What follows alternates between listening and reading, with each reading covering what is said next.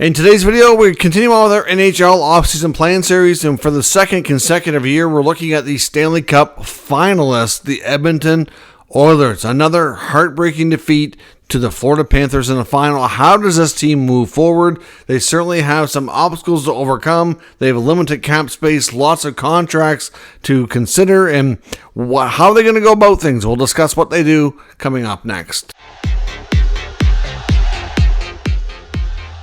So welcome back to another video here at Top Shelf Hockey. As I mentioned, today we're analyzing the Edmonton Oilers. We're going to review the 24-25 season and take a look at what we feel their offseason plan should be in order to move forward and have a better chance again at getting the elusive Stanley Cup that's been so tough to get. I mean, it almost feels in a way that they took a big step forward, but really, in all honesty, this year, they actually came, a little bit further away. I mean, you get one goal away in Game 7 last year. This year they lose in 6. You just didn't really see stretches of that dominant team in the final. I know last year they got behind 3-0, but then they won 3 straight. And then we saw big stretches of dominance in those 3 games. We didn't really see that this year with the Oilers ultimately having to lead for a really small period of time throughout the series. So we're going to analyze the playoffs a little bit. We're going to look at the regular season, take a look at who's on expiring contracts, what decisions do they have to make on this team to get ready for next year. So first, start by recapping the 24-25 regular season Edmonton Oilers, and we'll touch on the playoffs as well. So in the regular season, they had a record of 48, 29, and 5 for 101 points. They finished in third place in their division. Last year, they were actually in second place, so they had home ice a little bit more. But this year, outside of the Stanley Cup final, they had to start on the road for all of their playoff series. And, of course, the ones that they all started on the road, they ended up winning. But last year, they did just a slightly bit better from a record perspective. They had a record of 49, 27, and 6 for 104 points. So not a huge difference. The division actually changed a fair bit from year to year. They went from second place down to third. Goals for was drastically different. They scored 259 goals this year for 11th best. And when you consider who the 2 top players in the world are, and they both play for the Oilers, I mean, at most teams you wouldn't say it's a concern, but the year before they scored 294 goals. That's 35 goals down. That's a significant difference. But in goals against, they allowed 235. Last year they allowed 237, so it was only a difference of 2. And ultimately, I think it's fair to say that this team struggled to score against the Florida Panthers. They also struggled to get solid goaltending. So it was a combination of things as to why they lost in the final.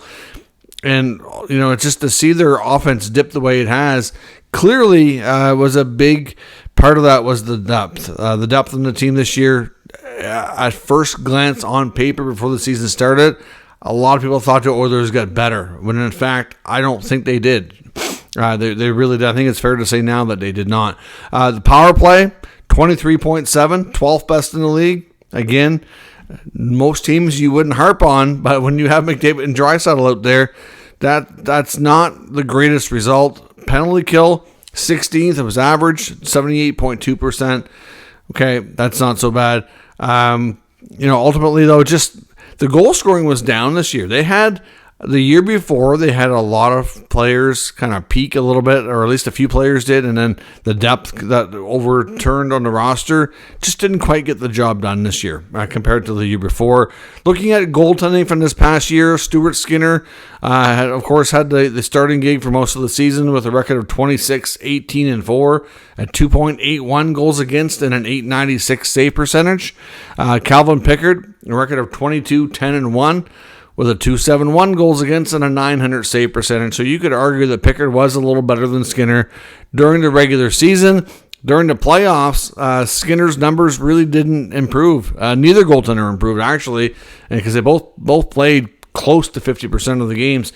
Skinner had a 299 and an 889 save percentage, whereas Pickard had a 285 and an 886. Now, I know with Pickard, he had won 6 or 7 in a row there, and you really didn't hear a lot of critiquing of his game, but really, if you look at the numbers, it wasn't that fantastic. It's just he was getting more run support, and the Oilers were outscoring the the inefficiencies on the team, and they were picking up wins still.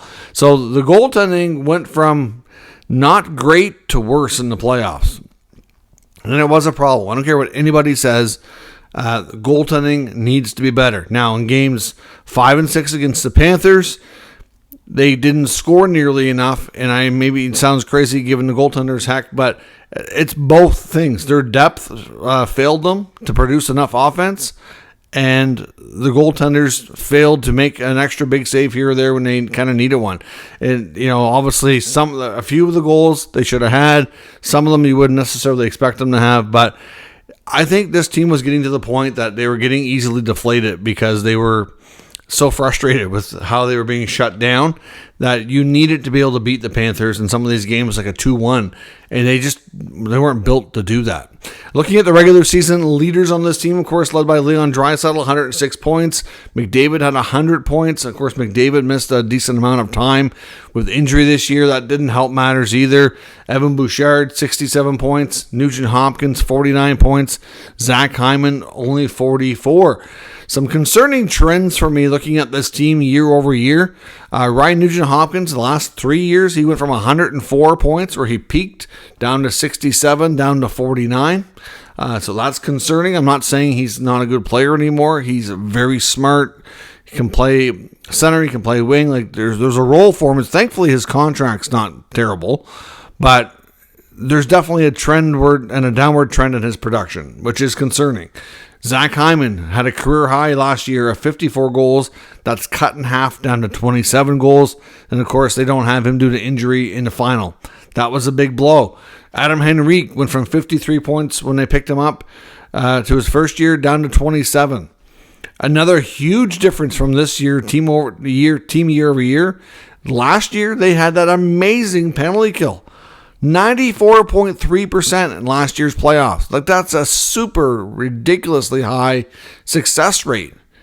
And they largely had the same personnel this year. I mean, a few little tweaks here and there, but for the most part, a lot of the same players. And they stunk on the penalty kill, 67%. So like that to me is a huge difference. Looking at the Florida power play in this series against the Oilers, it was a big difference. Stuart Skinner, like I said, Stu seems like a really good guy. He tries really hard, and he's had his moments where he's been really good. But overall, it's just the whole body work is just not good enough. In playoff save percentage, if you're going to have a chance to win the cup, your goaltender's got to be in the top couple spots. He was 10th. 16 teams make the playoffs. A few of the teams that went out early and didn't get good goaltending were worse than him, and that was it. It's just not good enough at the end of the day. Of course, this team made some changes throughout the year.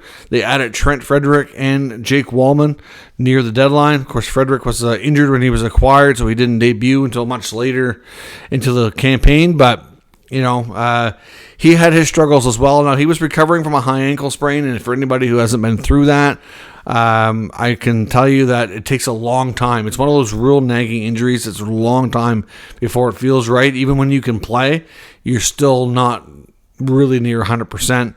So I know they're talking about a contract extension with him right now, and it sounds like there's a pretty good chance he's going to stay, but some fans are on the fence about that considering his lack of production, but I really think he can be a whole different player next year. Now, looking at their cap space, they've got $11.96 million. I think with a few little tweaks, they can probably get that up closer to about 13 or a little bit better because there's a couple of players they could either put on waivers or try to send to the minors. There's a few players based on Puckpedia. Like Puckpedia says 11.96, but there's a couple of players on the roster that they're kind of in, they're in spots right now, but I'm not entirely convinced they're going to be there, or at least not put on waivers or sent to the minors or what have you. So they can create a little bit of extra space just by moving a few players around that way. But they do have, theoretically upwards of 19 contracts on the books next year. Like I said, a few of them are flexible. So looking at their expired contracts, though, this is where it's going to get very interesting to see what they do. On the RFA side, they only have one, but it's Evan Bouchard who's looking at a big ticket number here. He is arbitration eligible. You really probably don't want that to make it to that point. I know based on AFP analytics, It's looking like a long-term deal is going to cost well over $10 million. That concerns me. I mean, I know offensively he's really good, but defensively he is largely a liability. And you have to, I don't know. I'm not sure what's the best thing for the team. I can't imagine not having Bouchard back there. But at the same time, like, it would be really nice to see his defensive game improve. Looking at the UFAs, this is going to be interesting too. You've got Corey Perry, Jeff Skinner, Connor Brown, Kasperi Kapanen, Trent Frederick, and John Klingberg. Now, we know based on what we've heard so far, I know it's only been since last night, since the Oilers were eliminated, but Perry, all intentions are, I think he'd like to stay. I can see him signing another 1-year contract somewhere. I'm not sure what it's going to be. I don't know if he'll do a 1 year, $1 million or something like that, but I don't think he'll be overly expensive, although he could command more, to be completely honest, based on how he's played and up and down the lineup. Had, I think, was it 10 goals in the playoffs? He was second on the team in scoring that way. He could get more money, but he's made a boatload of money throughout his career. I think he just wants to try to keep having fun and try to win another championship. I would consider bringing Perry back. He was a real good fit both on the leadership side, production-wise, a versatile player. So I would consider that. I think Jeff Skinner wasn't a good fit. I think he's as good as gone. Kasperi Kapanen, yeah, he was okay. Very replaceable. I'm not really sure that they bring him back. He had a couple of big moments in the playoffs, but in the grand scheme of things, he's probably not back. Klingberg's probably not back. So we're hearing that Frederick and the Oilers are looking at a contract extension that's being worked out, and some believe it could be long-term. I don't know how long-term. AFP Analytics has him probably around a 2x3. If they wanted to go longer term, like 5 or 6 years, would they knock that number down? Would it be like 2.5? I don't know. I'm not really sure what that's going to work out to. But Frederick and the Oilers are talking extension. Connor Brown, I think, was after having some pretty serious knee injury and having a slow start to how things went last year with Edmonton. He was really good in last year's playoffs. This year in the regular season, he had one of his probably better regular seasons in 3, 4, 5 years. Played all 82 games. Wasn't as noticeable in the playoffs at times, but it wasn't really bad either. Like, he wasn't a liability. He's another versatile player. He's a really good skater, can kill penalties. If he's willing to take another 1 year short-term cheap contract, you bring him back. He could probably get a little bit more security on the open market, though. So, again, I think open to it, but if you can't keep him, it's not the end of the world. It's hard to say, really. The big thing here is also going to be contract extensions, because 97, Connor McDavid is eligible for an extension, and that's going to be a whopper. I know there doesn't seem to be any concerns at all from Edmonton's standpoint of getting it done. I know, like Leon Draisaitl last year, it wasn't something that happened right away on July 1. It kind of took its time. I don't know if we'll see that with Connor, or it's going to be quick. We'll have to wait and see. But it's going to be a whopper, and I really don't think there's any reason to think he wants to leave Edmonton. I understand it's frustrated to not win at this stage of his career, but if you look at a lot of the guys who have won in the last even number of years, even going back a ways, a lot of these guys, it's not often you see a young captain win. I mean, Crosby was one of the few exceptions, but looking at a lot of these players winning for the first time, when they're 28, 29, 30. So he's right there. And for a player to be on a team with arguably the second or third best player in the world, Leon Draisaitl, why would you want to leave that, right? He's well, from a lifestyle perspective, like him and Lauren have obviously a big place there. I just don't think there's any desire to go. I think he would be starting fresh in a new place. It just doesn't make sense. I'm sure McDavid stays in Edmonton. Really, you can't get any closer than what they've been. So why would you go to a team that's been losing in the first round, or something like it? It just doesn't make any sense to me. I have at this point would predict McDavid signs another 8-year contract, or maybe he doesn't go 8 years. Maybe he does a shorter term. Try to maximize his earnings a little bit, but either way, I think he extends. Matthias Ekholm and Jake Wallman and Brett Kulak, 3 of the D back there, are also eligible for extension. I'm not sure how you handle that. I don't think Ekholm was completely healthy. I think he probably, because he didn't seem himself, he was not as good as usual. So, I without having some of that info, it's hard to say. But I mean, they're all under contract next year. You don't have to rush into those decisions. I mean, they could extend a couple of them. I thought Jake Wallman was a great fit, to be honest. Depending on how the conversations go, I would consider maybe extending Ekholm or Wallman Kulak. Maybe like, I'm not really sure how to feel about the D, because overall the D core did not have a good series against the Panthers.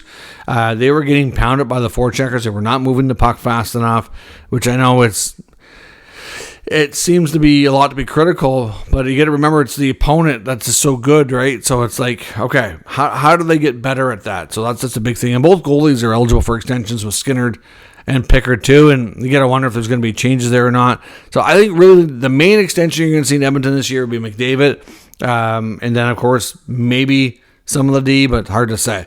So the big questions facing this franchise next year, like I said, it's going to be like that McDavid extension. Getting that done is your biggest question. It's your biggest piece of business. Getting him locked up kind of gives everybody else in the organization a little bit of a sigh of relief, even though there's no concerns. You still, until it's done, it's not done.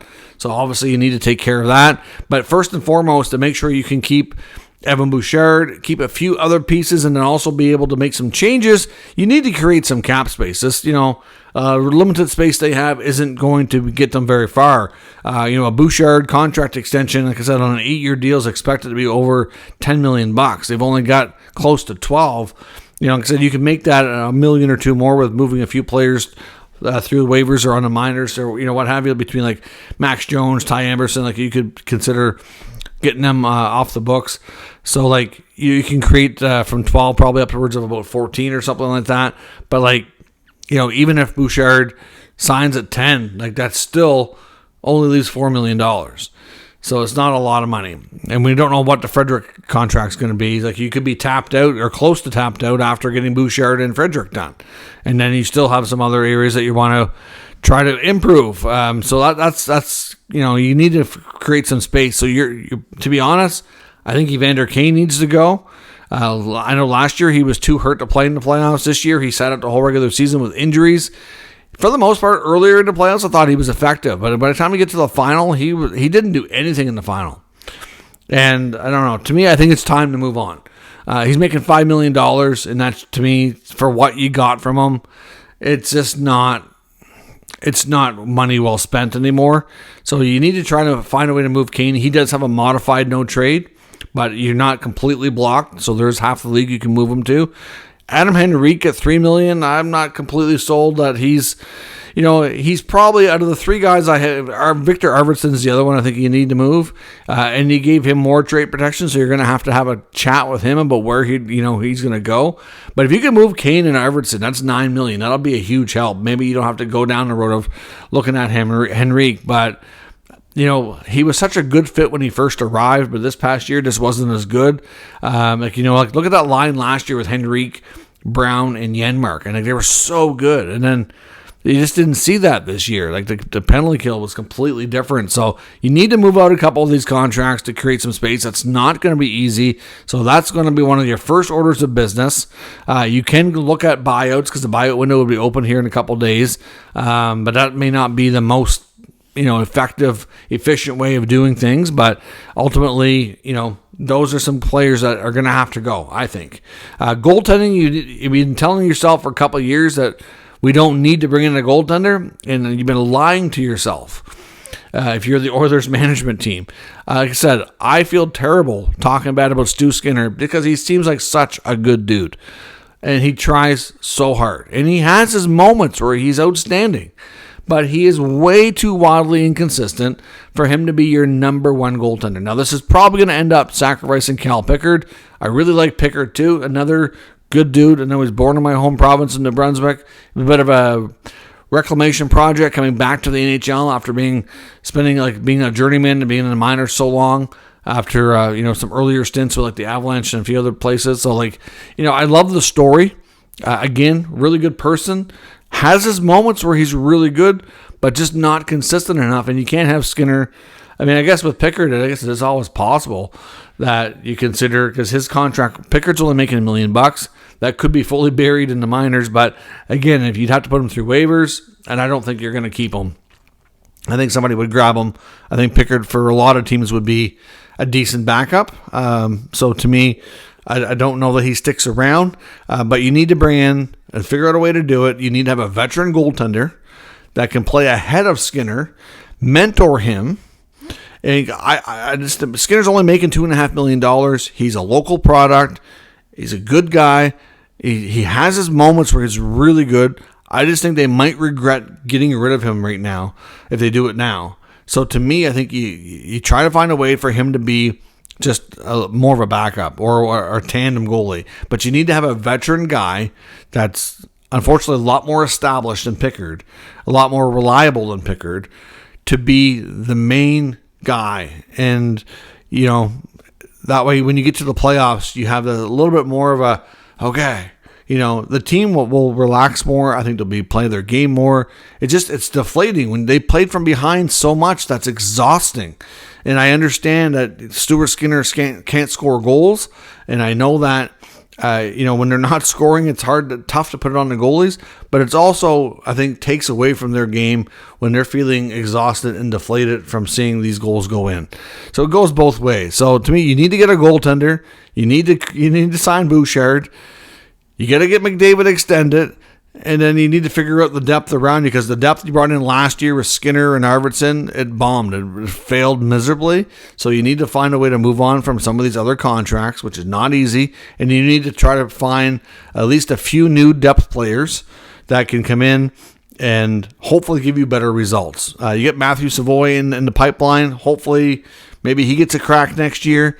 You're not going to get much of the draft. They have no first or second, fourth or fifth round picks. They've only got picks in rounds 3, 6, and 7. So there's not going to be a whole lot of drafting going on. Hopefully they can maybe find a gem in the third round. There's probably not much of a chance with the contracts they need to move that they get a pick in the first or second round back. So it's going to be interesting. They've got their work cut out for them. In some ways, even though you look at all the stuff, the Oilers, at times in the playoffs, felt like they were better.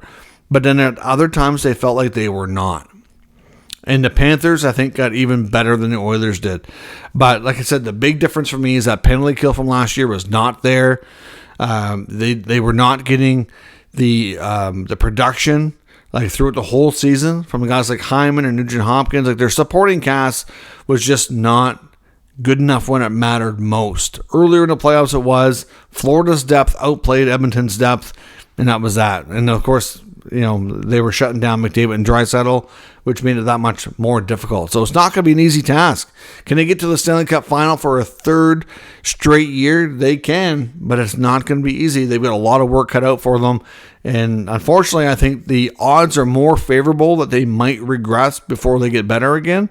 But we'll have to wait and see what moves Stan Bowman and the Oilers make, because I think they can correct that, but it's going to be really challenging. Let me know your thoughts on the Oilers and your expectations for the offseason in the comments. We'll discuss further. If you're new to the channel, make sure you subscribe and stick around. We'll keep you up to date with the latest news, rumors, and analysis of all 32 NHL teams. Thanks for watching.